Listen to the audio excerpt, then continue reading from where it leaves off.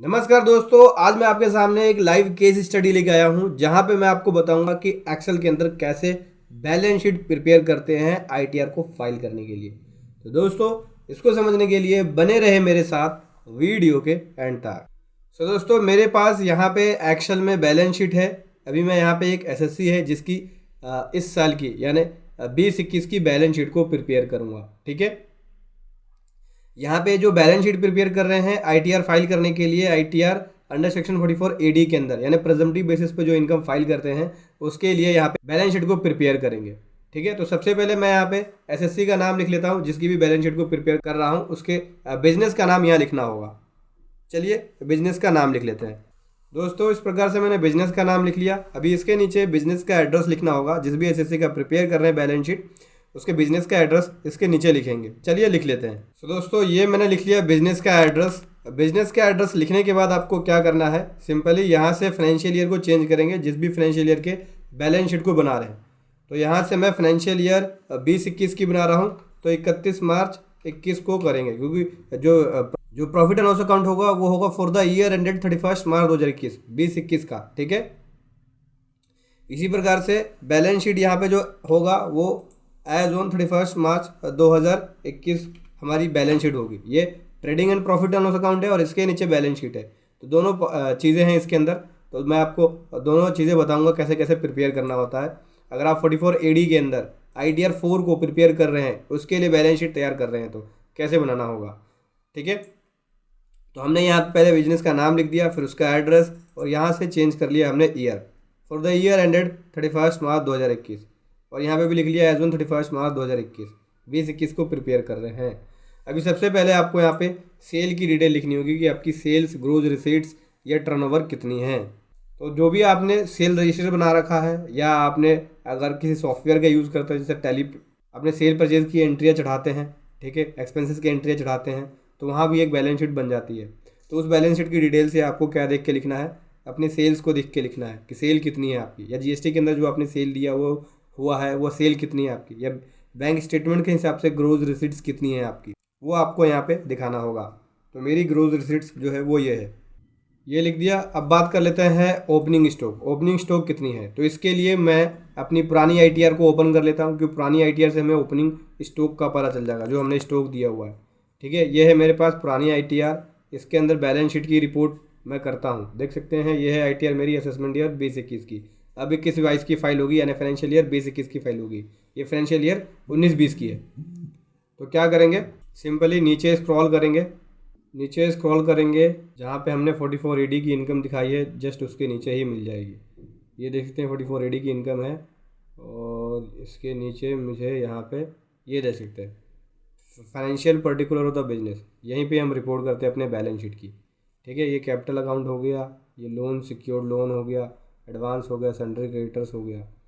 Inventory में ये देख सकते हैं, ये है इन्वेंट्री 21100, यानी 21-100 की इन्वेंट्री है, यानी ओपनिंग स्टॉक हो जाएगी हमारी 21-100 की। ठीक है, अभी आपकी परचेज या डायरेक्ट एक्सपेंसेस कितनी है, तो यहाँ पे मेरी अब परचेज भी है और डायरेक्ट एक्सपेंसेस भी है, तो मैं यहाँ पे लिख लूँगा डायरेक्ट। ठीक है, डायरेक्ट एक्सपेंसेस भी है। तो सबसे पहले बात कर लेते हैं परचेज की। तो परचेज जो है मेरा इसके अंदर लगभग 55,000 का है। ठीक है, और डायरेक्ट एक्सपेंसेस भी है इसके अंदर 15,600 का है डायरेक्ट एक्सपेंसेस। क्लोजिंग स्टॉक की बात करें तो क्लोजिंग स्टॉक इस बार मेरा 22,300 का है, 25,700 का क्लोजिंग स्टॉक है। और यहाँ से ग्रोस प्रॉफिट देखो, ग्रोस प्रॉफिट क्या आ गया, ग्रोस प्रॉफिट जो आ रहा है यहाँ पे 94% आ रहा है। आपको यहाँ पे जो जीपी दिखाना है वो 6% से कम नहीं होनी चाहिए। मतलब 44 एडी के अंदर अगर आपकी ट्रांजैक्शन अकाउंट्स में है, मेरी सारी ट्रांजैक्शन अकाउंट्स है, बैंक अकाउंट्स है, तो 6% से कम नहीं होने चाहिए, और कैश में है तो 8% से कम नहीं होने चाहिए। ठीक है, जबकि मेरा यहाँ जो ग्रोथ मार्जिन है वो बहुत ज़्यादा है, तो हम क्या करेंगे, जीपी जो रखेंगे वो 10% के आसपास रखेंगे। ठीक है, ध्यान रखना आपको जीपी 10% के आसपास रखना। प्रॉफिट आपको जो नेट मार्जिन आना चाहिए वो 6% से कम नहीं होना चाहिए अगर आप बैंक में करते हैं, बैंक के थ्रू करते हैं ट्रांजेक्शन। ठीक है, यहाँ पे लिख भी देता हूँ मैं बैंक के थ्रू, और इस एक्सेल शीट का जो लिंक है वीडियो के डिस्क्रिप्शन में मिल जाएगा। और अगर आप कैश के थ्रू करते हैं तो 8% से कम नहीं होना चाहिए। ठीक है, यहाँ मैंने लिख दिया है। ग्रोस प्रॉफिट जो है, जीपी जो है, आप अपना यहाँ पे 10% के आसपास रखना, और नेट मार्जिन 6% अगर बैंक में है तो, और कैश में है तो 8% के आसपास। तो यहाँ पे क्या करेंगे, यहाँ पे हम अपने परचेज़ को बढ़ा देंगे और डायरेक्ट एक्सपेंसेस को बढ़ा देंगे। तो परचेज़ मैं यहाँ पे कर रहा हूँ, इसको कर देते हैं 55,100 लिखा है हमने, तो 5,55,000 कर देते हैं। ठीक है, 5,55,000 कर दिया हमने अपना परचेज़। ठीक है, इस प्रकार से जो हमारा जीपी है वो 36% के आसपास आ गया। डायरेक्ट एक्सपेंस इसको बढ़ाते हैं, डायरेक्ट एक्सपेंस कर लेते हैं इसको 1,56,200। ठीक है, यहाँ से मैं कर लेता हूँ 1,56,200 का डायरेक्ट एक्सपेंसेस। अब यहाँ पे देखना होगा कि डायरेक्ट एक्सपेंसेस को जोड़ रहा है कि नहीं जोड़ रहा, नहीं जोड़ रहा। इसके फॉर्मूले को एडिट करेंगे, 11 तक ले लिया। ठीक है, अब देख सकते हैं जो नेट मार्जिन आ गया वो 18% का आ गया। इसे आप और भी कम कर सकते हो, और कम करना है तो आप डायरेक्ट एक्सपेंसेस को बढ़ा लो। डायरेक्ट एक्सपेंसेस को बढ़ाओगे तो जीपी जो है आपका 10% के आसपास आ जाएगा। तो क्या करें, इसको कर लेते हैं 1,56 की जगह और बढ़ा लेते हैं, इसको कर लेते हैं 1,86 कर देते हैं, 1,86,200 कर देते हैं। 15% आ गया मेरे ख्याल से, ये और बढ़ेगा। इसको मैं कर लेता हूँ 2,16,200। देख सकते हैं 11% आ गया। तो 10% के आसपास होना चाहिए, 11% भी है तो कोई दिक्कत नहीं है, चल जाएगा आपका। ठीक है, अब नेट मार्जिन देख सकते हैं, नेट मार्जिन 7% जा रहा है। मेरी बैंक में सब ट्रांजेक्शन है तो 6% से कम नहीं होना चाहिए। अब नेट मार्जिन यहाँ पे मेरा 7% हो गया, यानी इनडायरेक्ट एक्सपेंसेस यहाँ पे ये है। इसको हम क्या करेंगे, इनडायरेक्ट एक्सपेंसेस को थोड़ा कम कर देंगे ताकि जो नेट मार्जिन है वो 7 से ज़्यादा रहे। 8 से ऊपर कर लेते हैं, यानी 9% कर लेते हैं नेट मार्जिन।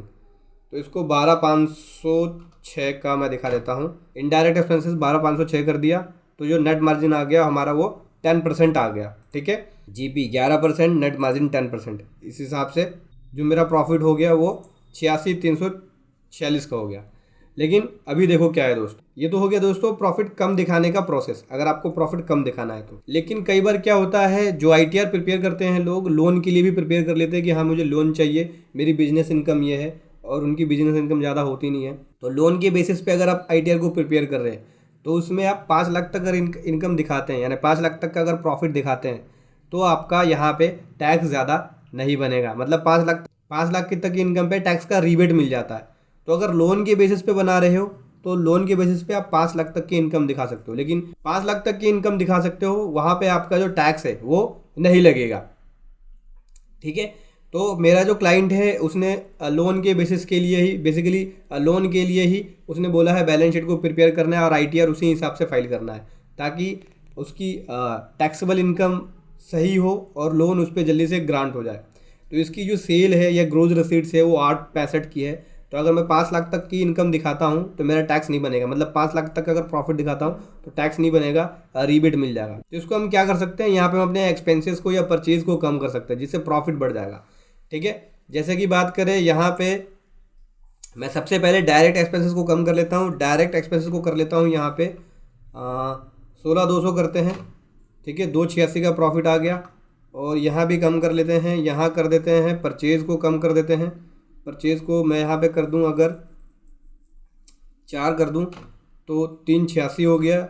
इसको 3 कर देते हैं, 3 कर देंगे तो 4,86 हो गया। ठीक है, और इसको कम करते हैं, 10 और कम कर देते हैं, तो मैं इसको 45 कर देता हूँ। यहाँ पे 55 की जगह पे 3,45 कर देंगे तो 4,96 हो गया, यानी 5 के आसपास का हमारा प्रॉफिट हो गया। इनडायरेक्ट एक्सपेंसेस 12,506 हो गए। अब यहाँ पे देख सकते हैं जो ग्रोस मार्जिन है वो 59%, नेट मार्जिन 57% है, जो कि 6 और 8 से ज़्यादा है। ठीक है, कोई प्रॉब्लम नहीं है। लेकिन ऑडिटिंग के केस में जब भी ऑडिट होता है तो बैलेंस शीट आपकी जीपी जो है 10% के आसपास होनी चाहिए। ठीक है, और नेट मार्जिन जो है 1-2% होना चाहिए नेट मार्जिन, क्योंकि अगर आप नेट मार्जिन यहाँ पे 50-60% रखोगे तो टैक्स बहुत बन जाएगा उस केस में। ऑडिट के केस में 1-2% प्रॉफिट हो कोई दिक्कत नहीं है, जीपी 10% के आसपास हो कोई दिक्कत नहीं है। नॉन ऑडिट के केस के अंदर आप यहाँ पे 6 और 8 से ज़्यादा दिखा सकते हो, उससे कम नहीं होना चाहिए।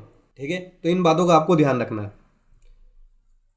तो 4,96 मैंने यहाँ प्रॉफिट दिखाया, अब यही मेरी इनकम बन जाएगी। अभी नीचे आ जाते हैं बैलेंस शीट में। बैलेंस शीट में सबसे पहले बात कर लेते हैं फिक्स एसेट्स की। तो पुरानी फिक्स एसेट्स हमारी कितनी है, यहाँ पे फिक्स एसेट्स हमारी जो पुरानी है वो है, ये देख सकते हैं 1,42,100 की। तो इसमें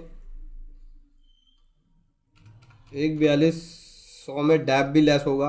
अगर हम 15% भी लेस करते हैं तो फिक्स एसेट्स 142, 100 के अंदर इसका 15% लेस कर लेते हैं। अगर मशीनरी वगैरह हुई, मोस्टली मशीनरी पे 15% लेस हो जाता है, तो ये हो जाएगा, ठीक है, 1,20,785, 1,20,785। देखो दोस्तों, यहाँ पे डैप का क्लेम मिल जाता है। जैसे 21,315 डेप्रिसिएशन है, तो क्या काम करेंगे, 21,315 डेप्रिसिएशन है तो हम अपने इनडायरेक्ट एक्सपेंसेस को उतना ही बढ़ा लेंगे, ठीक है। अगर मैं इसको बढ़ाऊँ इसमें, तो मुझे कितना और बढ़ाना पड़ेगा, इसे लेस कर लेते हैं, यानी 8,908 रुपये बढ़ाने होंगे। तो इसमें हम क्या करेंगे, यहाँ से प्लस कर देंगे 8809, ठीक है। ये डैप बढ़ गया, इतना ही मैं डायरेक्ट एक्सपेंसेस में कम कर लूँगा, ताकि जो मैंने प्रॉफिट सेट किया हुआ है उसी के हिसाब से मेरा प्रॉफिट बन जाए। लेस कर देता हूँ 8809। सो दोस्तों, फिक्स एसेट्स हो गई।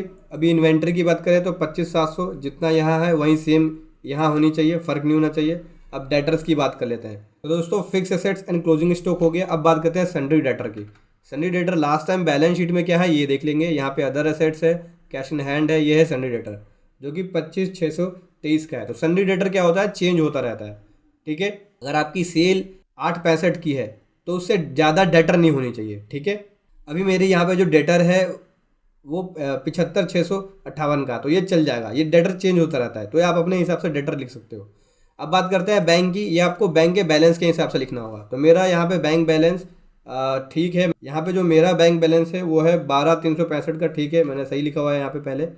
7952 ये भी बैंक जो कैश है ये भी ठीक लिखा हुआ है मैंने, ये पहले ही लिख दिया था मैंने, दोनों कैश और बैंक, ठीक है। अभी लोन एंड एडवांस की बात करें तो लोन एंड एडवांस भी आप यहाँ पे जितना दिखाना चाहो उस हिसाब से आप दिखा सकते हो, लेकिन ध्यान रखना होगा बैलेंस शीट का दोनों साइड आपका मैच होना चाहिए। ट्रांजेक्शन से ज़्यादा नहीं होनी चाहिए। मेरी ट्रांजेक्शन इतनी की है तो इससे ज़्यादा की लोन नहीं होनी चाहिए, ध्यान रखना आपको। यहाँ पे देख लेते हैं लोन एंड एडवांस में पिछले साल 0 था, यहाँ पे मैंने 12,500 लिखा हुआ है, इसको 0 कर लेते हैं, इसको रहने देते हैं क्योंकि बैलेंस शीट हमारी मैच है। अगर इसको 0 करेंगे तो बैलेंस शीट में भी फ़र्क आ जाएगा, ठीक है। अदर एसेट्स में 224 है, यहाँ पे अदर एसेट्स की बात करें तो 2.5 लाख के आसपास है, ठीक है। तो अदर एसेट्स भी चेंज होगा, लोन एंड एडवांस भी चेंज होगा, अपने अपने हिसाब से चेंज कर सकते हैं। मैंने बैलेंस शीट के हिसाब से रख लिया है ताकि बैलेंस शीट का जो डिफरेंस है वो 0 ना हो, डिफरेंस 0 नहीं होना चाहिए। अभी कैपिटल अकाउंट की बात कर लेते हैं। तो कैपिटल पुरानी कितनी थी, पुरानी हमने यहाँ पे 2,41,654 की कैपिटल दिखाई है पुरानी।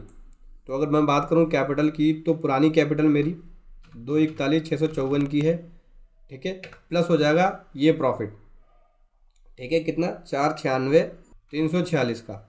तो जो टोटल कैपिटल है वो बढ़ जाएगी, ठीक है। कैपिटल ये हो गई 738 की। इसमें चाहो तो आप ड्राइंग भी दिखा सकते हो ताकि आपकी कैपिटल ज़्यादा ना बढ़े।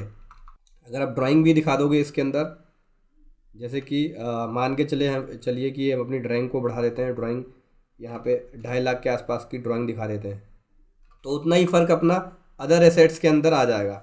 अदर एसेट्स में व्हीकल लिखा है तो व्हीकल हटा दो, अदर एसेट्स लिख लो, ताकि अदर एसेट्स का मतलब होगा कि इसके अंदर सभी एसेट्स है, कोई भी एसेट्स हो सकती है, ठीक है दोस्तों। उसके बाद सिक्योर लोन की बात करें तो सिक्योर लोन भी चेंज हो सकता है। आप चाहे तो दिखा सकते हैं, जैसे पिछले साल 75,000 का लोन है, तो लोन आप कम दिखाओगे उतनी ही बढ़िया रहता है।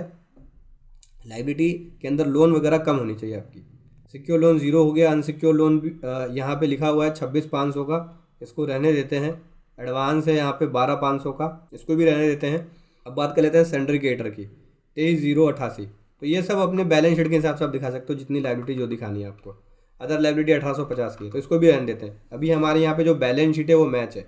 यहाँ पे क्या करेंगे, नाम चेंज करेंगे। नाम किस हिसाब से करना है, ये नाम रखना है हमें, तो इस नाम को कॉपी कर लेते हैं यहाँ तक, यहाँ करेंगे पेस्ट इस नाम को। और पुराना जो नाम है पिछली फॉर्म का वो हटा देंगे, नाम हटा दिया। डेट की बात करें तो डेट लिख लेते हैं, डेट आज की लिख लेंगे, यहाँ पे प्लेस लिख लेंगे, प्लेस लिख लिया दोस्तों, ठीक है। तो चाहो तो आप यहाँ पे बड़ा भी कर सकते हो, फ़ॉन्ट साइज़ को बड़ा कर लेते हैं थोड़ा इस हिसाब से, ठीक है दोस्तों। तो इस प्रकार से हमारी बैलेंस शीट प्रिपेयर हो चुकी है, एसेट्स और लायबिलिटी प्रिपेयर हो चुकी है।